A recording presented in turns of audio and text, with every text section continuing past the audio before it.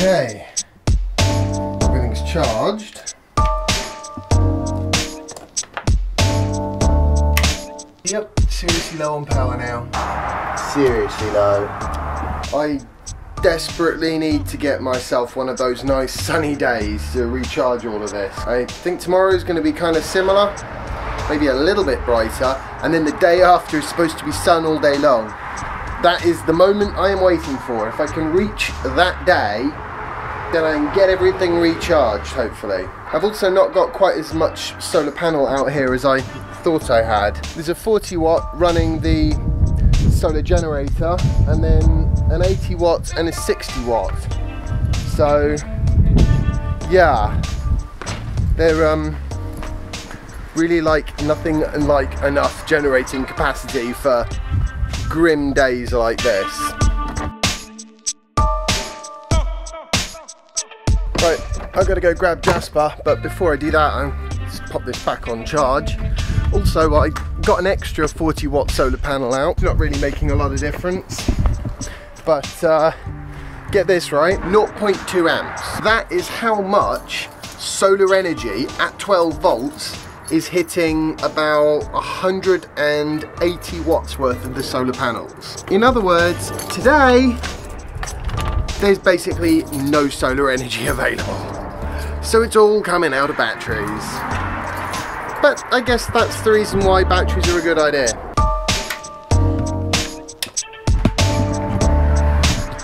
A very good idea. I'm also going to have to get much better at time management, because in addition to the vlogging and editing and the account stuff that I'm still in the process of putting the last few bits together, I also want to get back into my AI building, coding, which is going to be a mammoth job, because I had a little bit of a look at some of the code that I'd written, and it's like, oh my word, I don't know how I did it. And I don't understand the vast majority of it either. So I'm going to have to get myself back up to speed with that. But I'll just try and do like half an hour a day of that, I think. You know, pet project. But I have a feeling I know where I was going wrong when I sort of put it to bed about, was it 12 months ago now, something like that. As I now think I know what the way forward needs to look like, I want to sort of see if I can make some more progress. So this is the problem with watching Westworld and programs like that. It kind of enthuses me to try and get on with a little bit of AI coding. Enough waffling, time to go grab Jasper.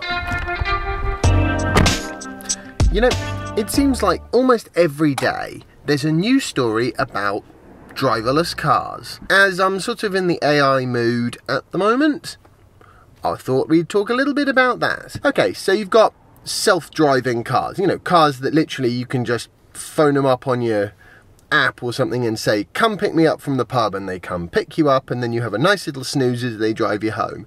Now, we are a long way away from that, to say the least. However, we are moving in that direction, and I think it's going to be a similar situation between the way that driverless cars develop over time to the way that AI develops over time. At the moment, you've got your phone and you can talk into it, and it can recognize your voice, it can do a semblance of a job at understanding what's in an image. They're getting more clever, but they're getting more clever in a sort of very much narrow AI way, in that they have a job or a collection of jobs, and they're getting better and better at doing that collection of jobs.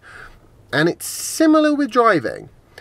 We're miles away from being able to just have the car drive down the road, but automatic braking, lane holding, all these various different features are starting to come into the vehicle, and some of them require more AI or less AI than others, but over time they are getting better and better, and they are becoming more and more intelligent, which is where something like autopilot or Nissan's ProPilot comes in.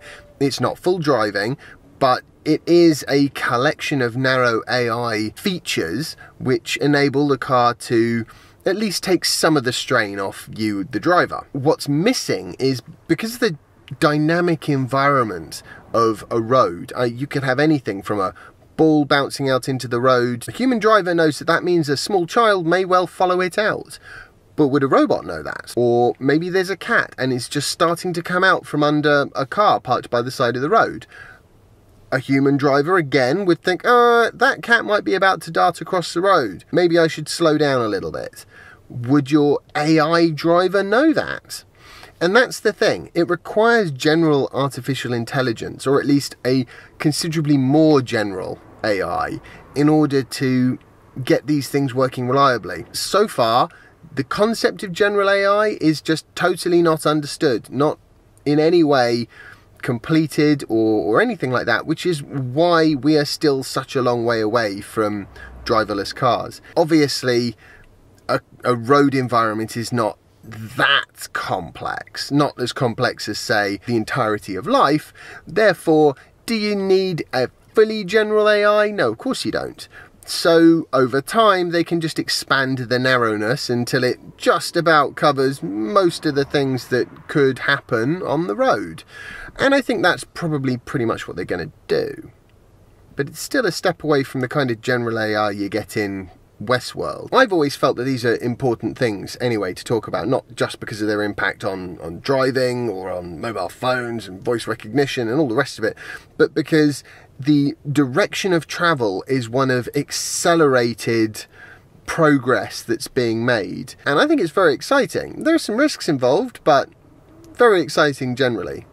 I'm not somebody who subscribes to this Terminators are gonna kill us all thing. So, I'll see you at home. And the Jasper School report is... he was good!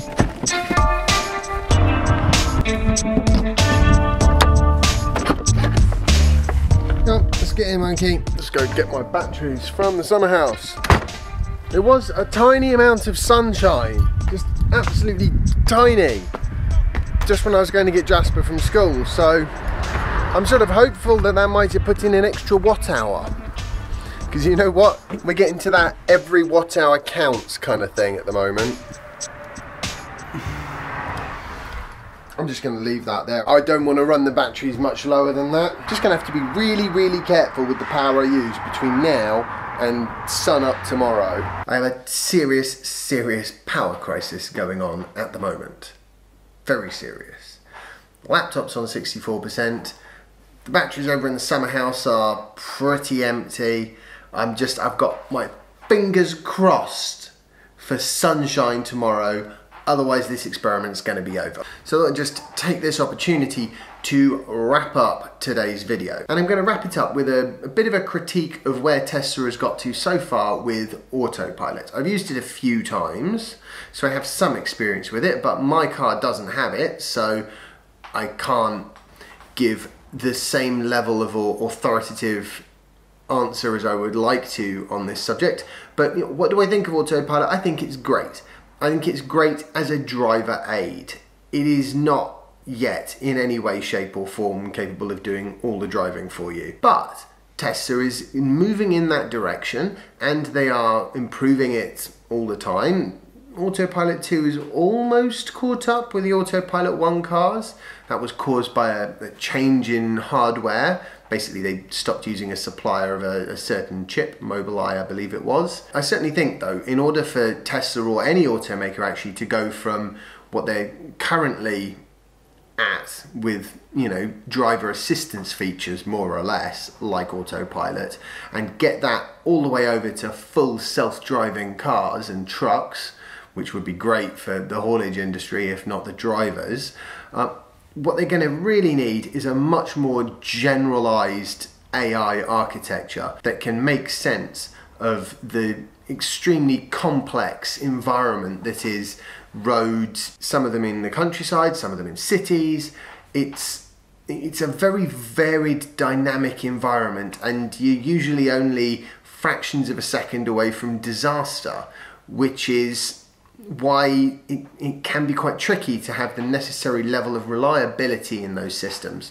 But if you don't try, if you don't research, you don't work in that direction, then you'll definitely never get there.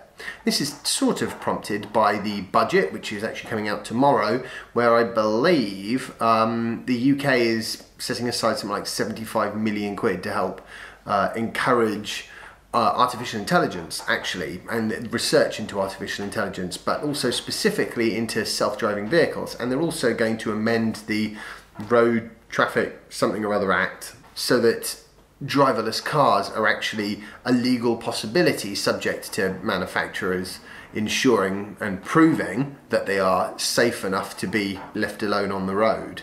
And we'll see about that. A lot of people have said, oh, it's ridiculous, there won't be driverless cars in 3 years, which is one of the sort of targets that they've sort of set themselves, the government. I think people will be surprised how quickly it moves forwards. I think it's going to pick up speed. You know, it's been going very slowly, it's now going a little bit quicker.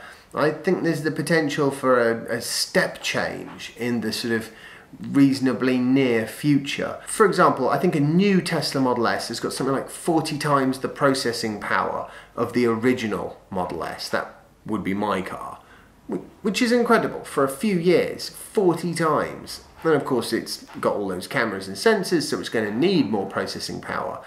But the fact that that processing power is available is one of the things that helps to drive forward at least narrow AI. I think more general AI is going to require a new approach to software.